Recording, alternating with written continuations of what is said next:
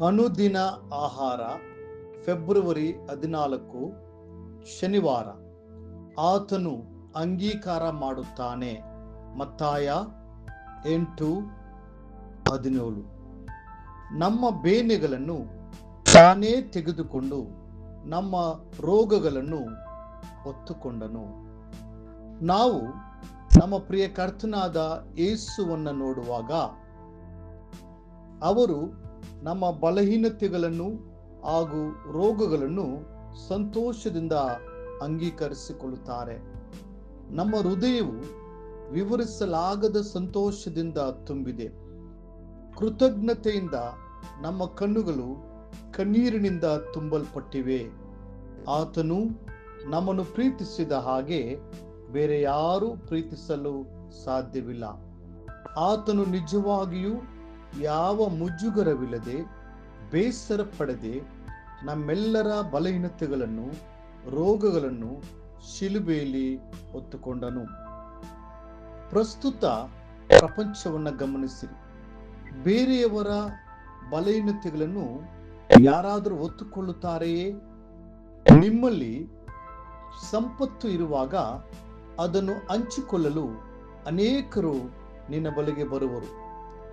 ಸಂತೋಷ, ಗೌರವ, ಯಶಸ್ಸು ಅಥವಾ ಕೀರ್ತಿ ನಿಮ್ಮಲ್ಲಿ ಇರುವಾಗ ಜನರು ಆತುರದಿಂದ ನಿಮ್ಮ ಬಳಿಗೆ ಓಡಿ ಬರುವರು. ಆದರೆ ದುಃಖ, ವ್ಯಾಧಿ ಮತ್ತು ಸಂಕಟವನ್ನು ಹಂಚಿಕೊಳ್ಳಬೇಕಾದ ಪರಿಸ್ಥಿತಿ ಎದುರಾದಾಗ ಯಾರೂ ಚಿತ್ತಪೂರ್ವಕವಾಗಿ ಮುಂದೆ ಬರುವುದಿಲ್ಲ. ಇದುವೇ ನಮ್ಮ ಪ್ರಪಂಚದ ನೈಜ ಚಿತ್ರಣವಾಗಿದೆ. ಒಂದು ಮಗು ತೀವ್ರ ಅಸ್ವಸ್ಥವಾಗಿದೆ ಎಂದು ಪರಿಗಣಿಸೋಣ.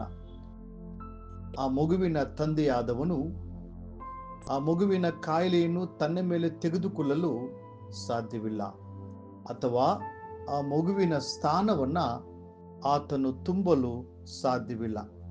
ಕಡೆ ಪಕ್ಷ ಆ ತಂದೆಯು ಮಗು ನೋವಿನಿಂದ ನರಳುವುದನ್ನು ಕಂಡು ಚಿಕಿತ್ಸೆ ನೀಡಲು ವೈದ್ಯರನ್ನು ಕರೆಯಬಹುದು.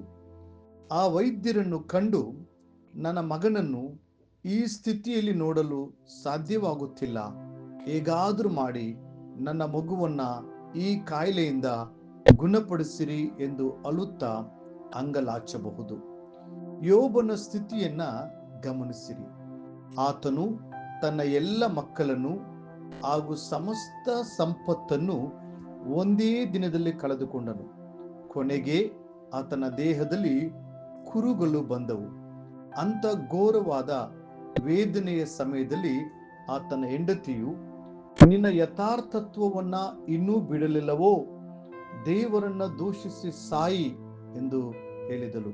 ಯೋಬ 2ನೇ ಅಧ್ಯಾಯ 9ನೇ ವಚನ. ನಿಮ್ಮ ಜೀವನದಲ್ಲಿಯೂ ಸಹ ಕೆಲವು ಸನ್ನಿವೇಶಗಳಲ್ಲಿ ನಿಮ್ಮನ್ನು ಸಂತೈಸಲು ಯಾರು ಇಲ್ಲದಿರಬಹುದು. ನಿಮ್ಮ ದುಃಖದ ಸಮಯದಲ್ಲಿ ನೀವು ಏಕಾಂಗಿಗಳಾಗಿ ಇರಬಹುದು.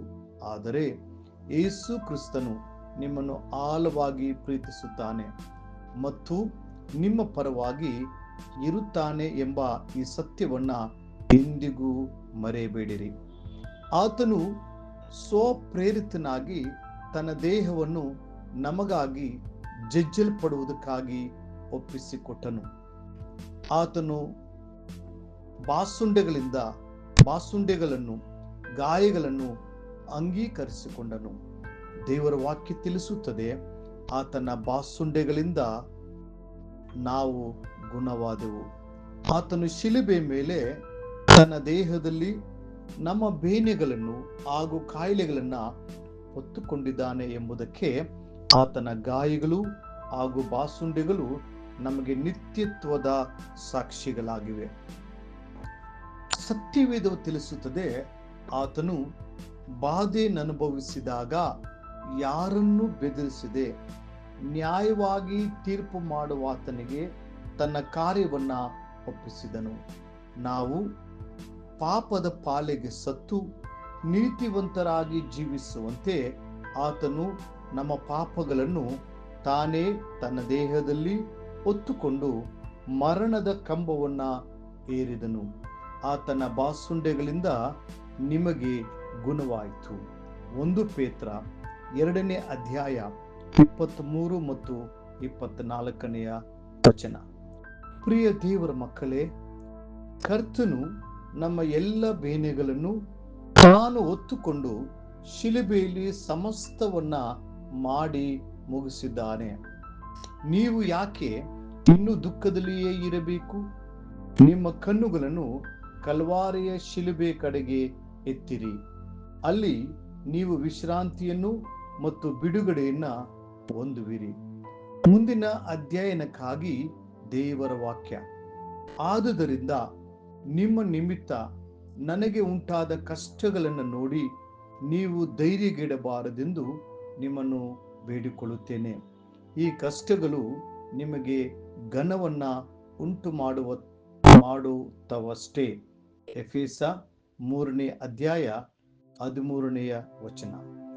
ಈ ದಿನ ಓದುವ ದೇವರ ವಾಕ್ಯ. ಮುಂಜಾನೆ ಯಾಜಕ ಕಾಂಡ 15 ಮತ್ತು 16 ಅಧ್ಯಾಯಗಳು. ಸಂಜೆ ಮತ್ತಾಯನ ಬರೆದ ಸುವಾರ್ತೆ 27ನೇ ಅಧ್ಯಾಯ 1ರಿಂದ 26 ವಚನಗಳು. ಕರ್ತನು ನಿಮ್ಮನ್ನ ಆಶೀರ್ವದಿಸಿ ಕಾಯಲಿ.